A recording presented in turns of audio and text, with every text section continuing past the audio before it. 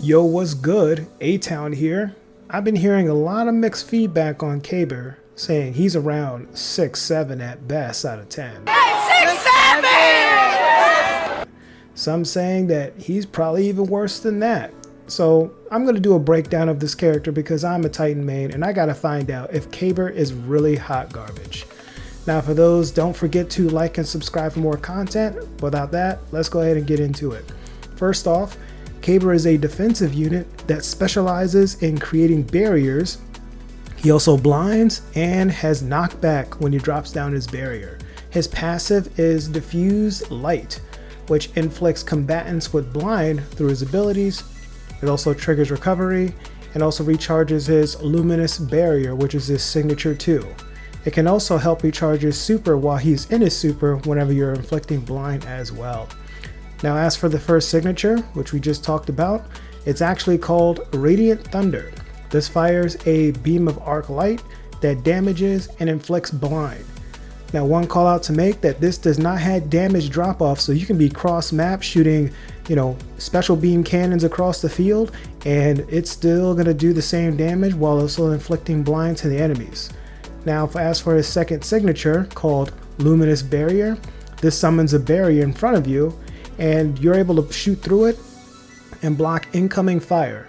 Now one call out as well is you're able to hold the trigger to place the barrier how you want to place it, and you'll see like a red kind of symbol where you're able to drop it down.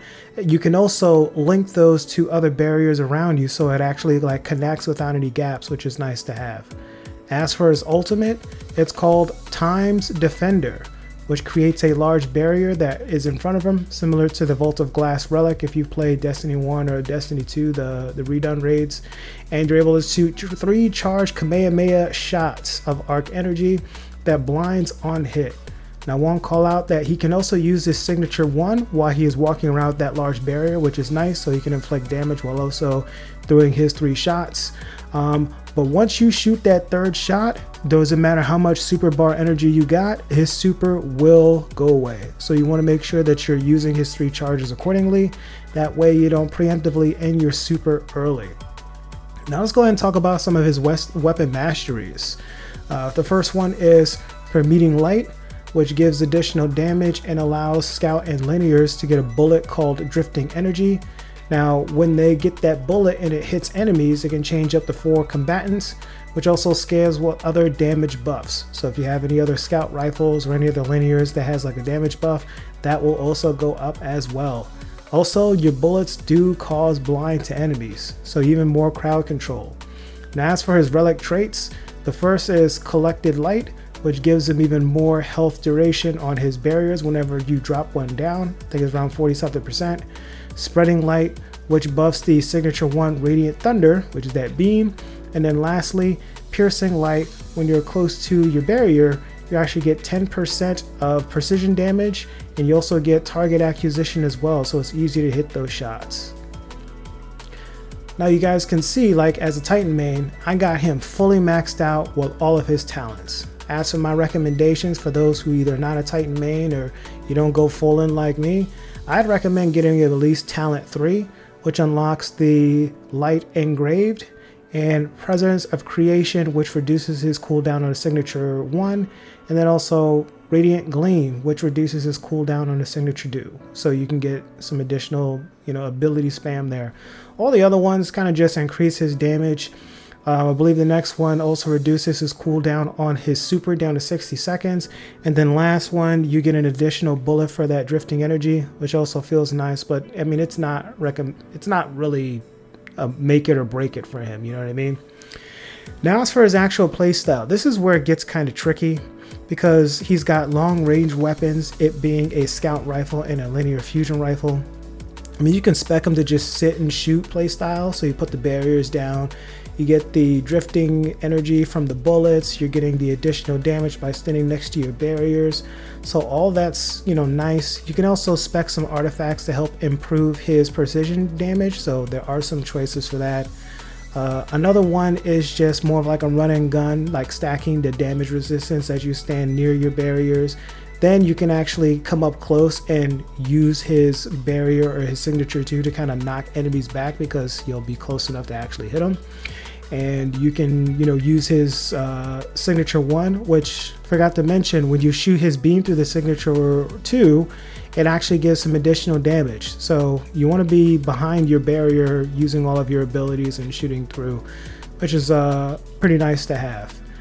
Personally, I want to do like a close range or medium range run and gun build. There are some artifacts that gives heals when hitting like precision hits when you're in a set meter range. And there are also some artifacts that spec giving damage reduction when you're closer to enemies. So I think that will probably be more of my playstyle. There's also artifacts that help boost up his ability damage as well, which, to be honest, like his signature 1 does hit pretty hard. And then when you get that ultimate, those 3 beam shots, you can rest assured you're probably going to be doing some great damage numbers. But based on what's currently available right now, it just feels kind of weird, because you want to sit in the back and shoot through his barrier, but you can't really get up close to use your barrier knockback to knock enemies through, which, mind you, if you're close to his shield, which is his S2, and enemies try to pass through it, they take damage. But for his ultimate, when you put that up, that barrier does not cause any damage. So I don't know if that's a bug or not, or if that's intentional, having like the one large barrier not do damage, but the smaller barriers do damage when enemies pass through it. That just seems kind of iffy to me. You know what I mean? Now overall, is he hot garbage though? Absolutely not. I mean, he's definitely not the meta pick. His weapon choices do kind of lock him out to precision Shinkas, but he does have blind, which gives him some nice crowd control. It just feels that they want to put him in the back, but then there are some applications that allow him to do some things if he's up close, such as like getting the additional damage when enemies pass through the actual barriers and all that jazz. It just seems kind of wishy-washy. Do you want him to be up close? Do you want him to be long range? Do you want him to just stand behind the barrier? But then that play style is going to be kind of weird. Also, there's also the new symmetry exotic, which is behind the Crota raid. So maybe that will kind of open up the floodgates for him to deal with other type of Shinkas, or maybe have some additional synergy shooting through his luminous barrier. But based on what's currently available right now, it just seems kind of like a boring playstyle, so I don't know. But that's it for the actual breakdown itself. So if you already made it to the end, please make sure that you like and subscribe to this channel. It does help it grow. And also you can follow my socials as well, so you can stay up to date with the content by me. I'm going to let the rest of this video play out, but I do hope you guys have an awesome rest of your week.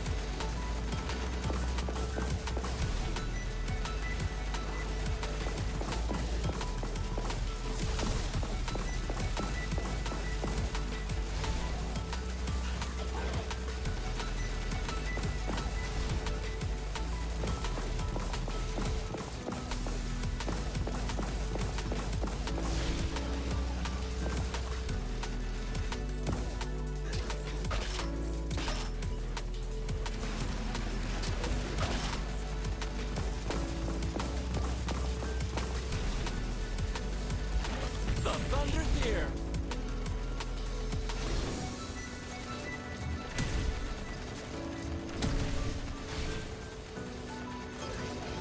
The perfect end to the story.